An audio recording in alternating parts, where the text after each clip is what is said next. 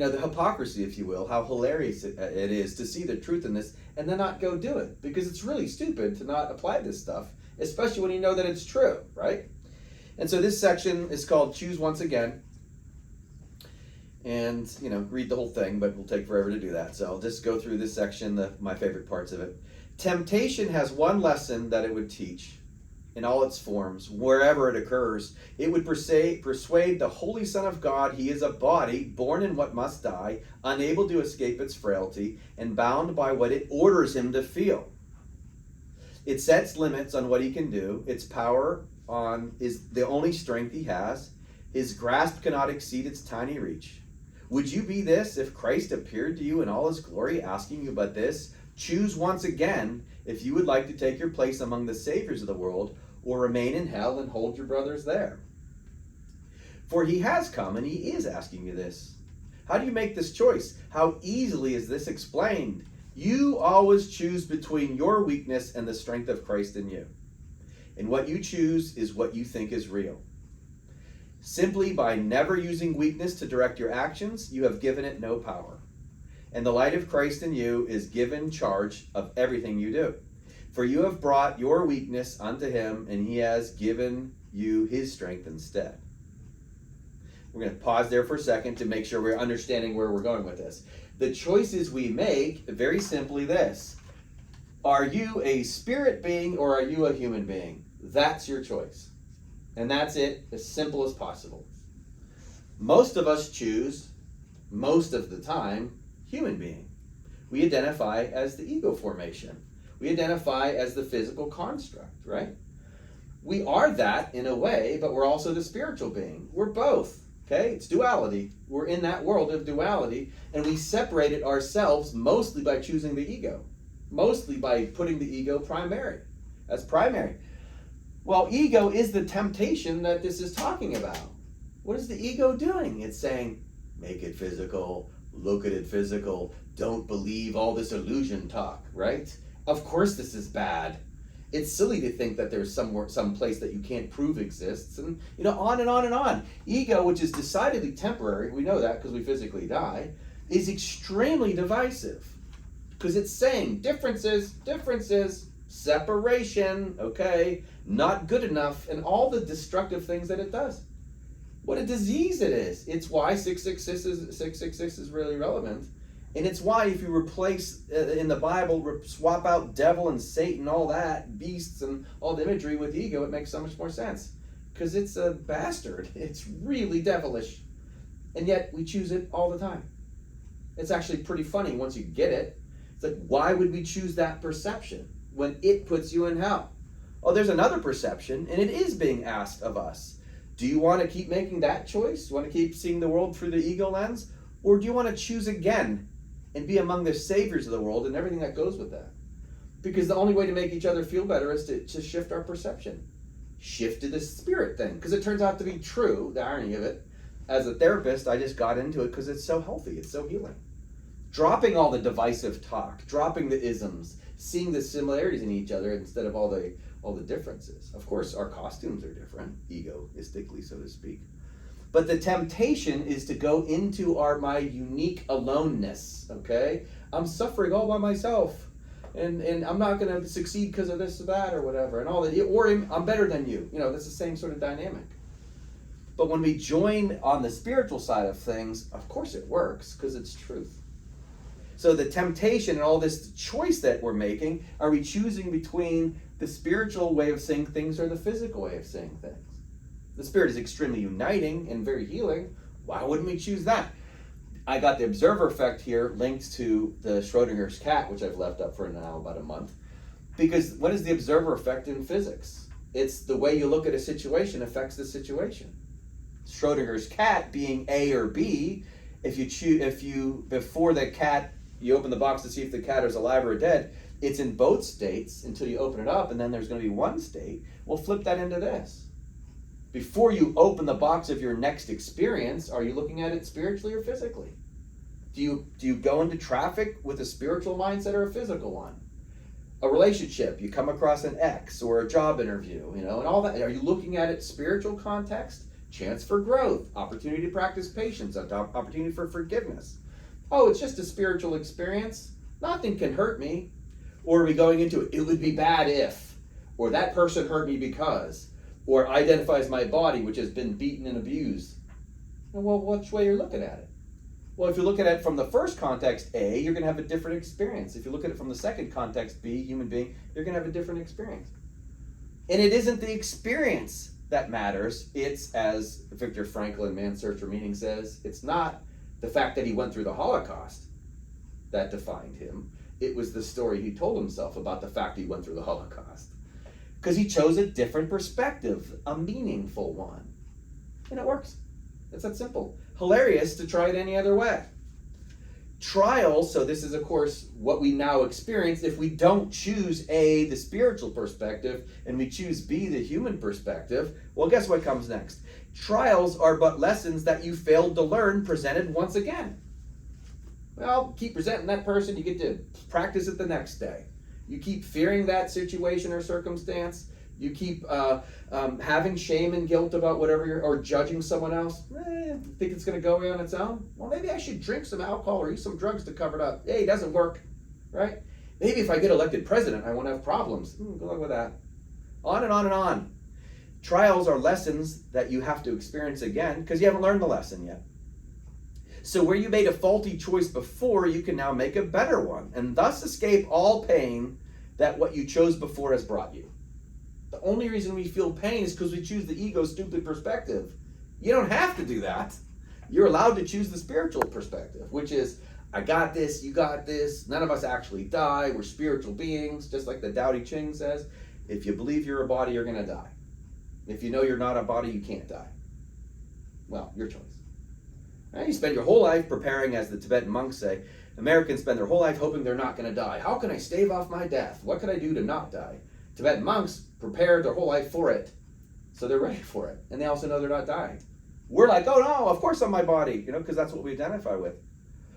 In every difficulty, all distress, and each perplexity, Christ calls to you and gently says, my brother, choose again. So every time an adversity hits, we have a chance to shift our perspective. For those of you who understand Christian teachings, the whole idea of sinning, all sinning is choosing the ego's perspective. That's it. Nothing to do with behaviors. Your behavior is going to follow suit. But if you choose the perspective of the ego, now you're a sinner. And that word in the original Greek is? Missed the mark. Correct. What's the actual word? Hamartia. But you got the definition. Now, what does it mean if you improve your aim? It's turned into what's known as redemption, but the original Greek, it's metanoia. So you're a bad marksman because you missed the bullseye, hamartia. You improve your aim, you hit the bullseye, that's called metanoia. You're redeemed. Why? Because you shift off the ego into spirit perception. This is all that means is Christ. That's it. It's not this Jesus guy. It's the spiritual self inside each one of us. It's also the Buddha, right? Whatever you prefer, it doesn't matter. It's the Holy Spirit, it's the Tao, it's Zen, it's all that. But you could choose it whenever you want because it's available to each of us at all times. The images you make cannot prevail against what God himself would have you be. So again, it's likened unto a dream state. Einstein said the world's an illusion. All the prophets refer to it as an illusion one way or another. And therefore, this physical stuff that the ego is doing, it's images. And so as I look at you guys, I'm looking at images that my mind is projecting, and yet your spirit is right there. But identify you as this physical being. Well, what if I identified you as a spiritual being first? Which is what spirit does. That's namaste. The light in me honors the light in you. Now, I can know that you're also a physical being, temporarily, but I'm going to first honor the light in you. In that order, as Jesus says, seek first the kingdom of heaven, then all the rest will be added to you. It's because it's extremely effective. Blessed are the persecuted, in righteousness' sake. Blessed are the people who go through ego difficulties, because they're going to spiritually, or they're going to, in righteousness' sake, pursue the Spirit as a result. So they're therefore blessed. They get to heaven quicker, so to speak. The images you make cannot prevail against what God himself would have you be. Yes, you are a child of God. The brother just means the giver of the Spirit. It's not about physical world gender. It's about the offering, the giving aspect of spirit. So therefore we're brothers, and that's all of us. Never fearful of temptation, ego, but see it as it is, another chance to choose again. So again, every moment's an opportunity to get it right. That's a line from Vanilla Sky. Tom Cruise and Penelope Cruz say that to each other. Every single moment is another chance to get it right. And so how many times are we going to choose the ego's perspective over and over again until we go, yeah, maybe I should shift. Maybe I should dedicate myself to looking at this differently. Another chance to choose again, and let Christ's strength prevail in every circumstance and every place you raised an image of yourself before. Every time I do it as Steve, it fails. Every time I do it as Christ, it works. Remember, thanks to those studies at Carnegie Mellon, the fMRI studies, each one of us have the idea of hope in the same spot in our brain. Each one of us has the concept of a hammer in the same spot in our brain. Each one of us, therefore, would have whatever Christ means in the same spot in our brain. We all have it. So the Christ is literally inside of us, like Apostle Paul said, the mystery is Christ in you. So yeah, of course you have the ability to perceive the world spiritually in full. That's just called Christ. It's also Buddha nature. And if you awaken to it, guess what? It works. The Buddha says that's how you know that it's true. The saviors of the world who see like him are merely those who choose his strength instead of their own weakness, seen apart from him. Now I'm going to go it rogue. I'm going to go my way. I want to look at this world the way Steve wants it to be. Try it. See if it works. Try to change the world. Try to influence people from the level of the ego. People have been trying that forever. Not effective. But what if you do what Gandhi says? Be the change you want to see in the world? What if you just project, or as AI told me a couple weeks ago, radiate knowing? What if you just do that? Well, what happens to you in the process? Well, of course you heal. Now you might be influential. And this says that's the saviors of the world. Those who are the saviors of the world see like him, and merely those who choose his strength instead of their own weakness, seen apart from him. They will redeem the world, for they are joined in all the power of the will of God, and what they will is only what he wills, which is to say, the love of everything, the empowerment of everything, the endurance of everything, the this game will end concept, and it's okay, all your suffering has been worth it. On and on and on, as long as you look at it through the lens of righteousness.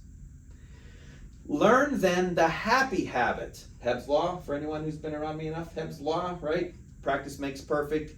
It's a happy habit, also an effective one, of response to all temptations to perceive yourself as weak and miserable with these words, I am as God created me. His son can suffer nothing, and I am his son. Well, what is that? It's because you are a perfectly beautiful soul. You were then, you are now, you will be later. And this external thing, which we call the ego, is the thing that takes all the abuse, right? Good thing that's not you. That's your temporary circumstance.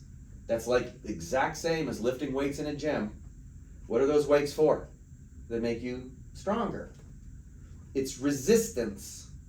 The ego is therefore resistance, if you will, for what your spirit is. What does it do? It makes your spirit stronger. That's what it's here for. You only go to the gym for a while, hopefully get stronger, then you go back home and finish your life. Well, we're all here in a spiritual gymnasium. We're all getting stronger. Those who want to work with this, of course, get stronger. Those who don't, fine, go to the gym and eat some donuts. You don't have to get stronger.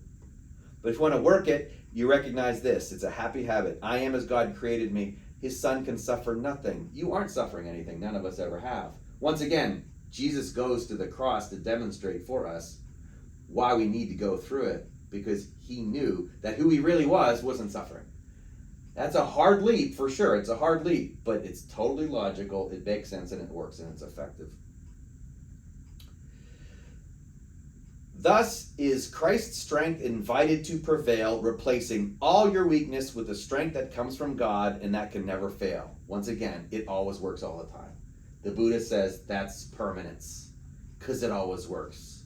When you try something else, it doesn't. We suffer for the same reason. We go back to the ego, because we practiced it. When you go back to the ego, it doesn't work. When you go back to spirit, it works. Why would we ever go back to the ego?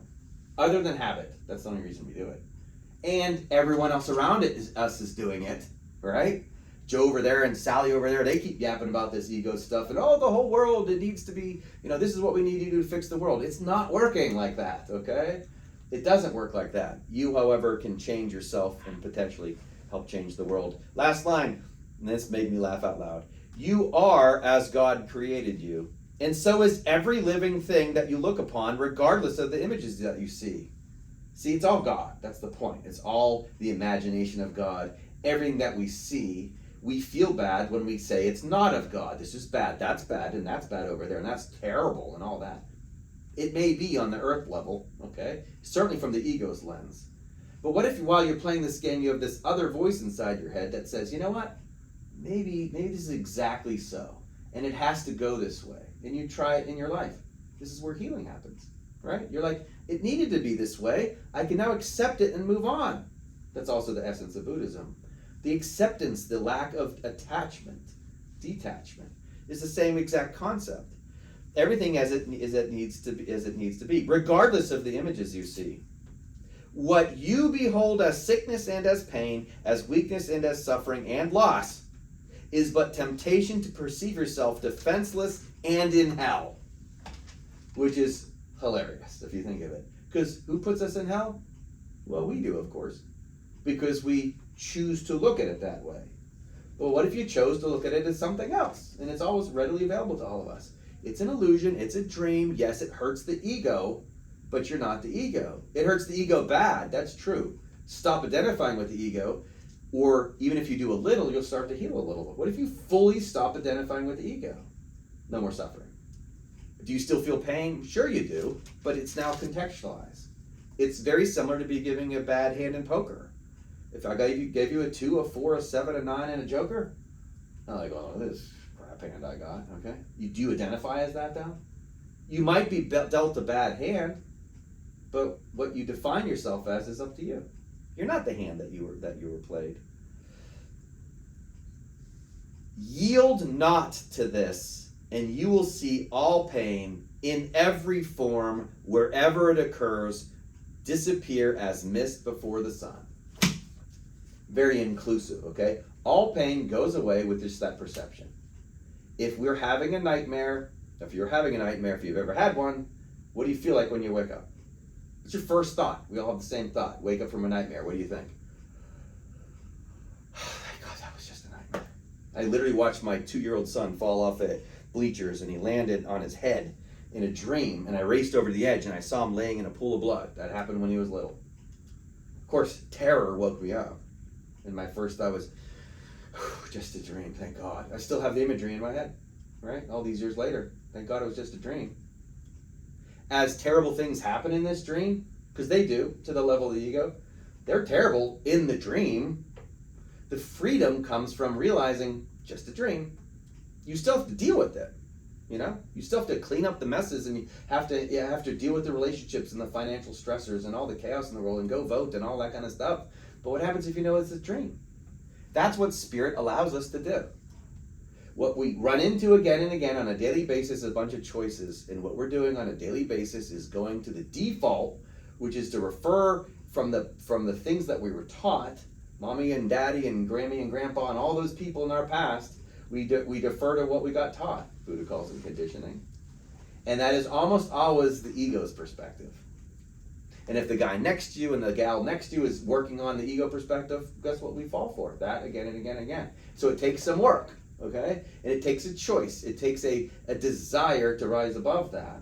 And this is the point of free will. Each and every one of us has the option to choose between spirit and human. So wrapping it up, if you keep choosing ego's perspective, what's going to happen to you? Pain, suffering, all that kind of stuff.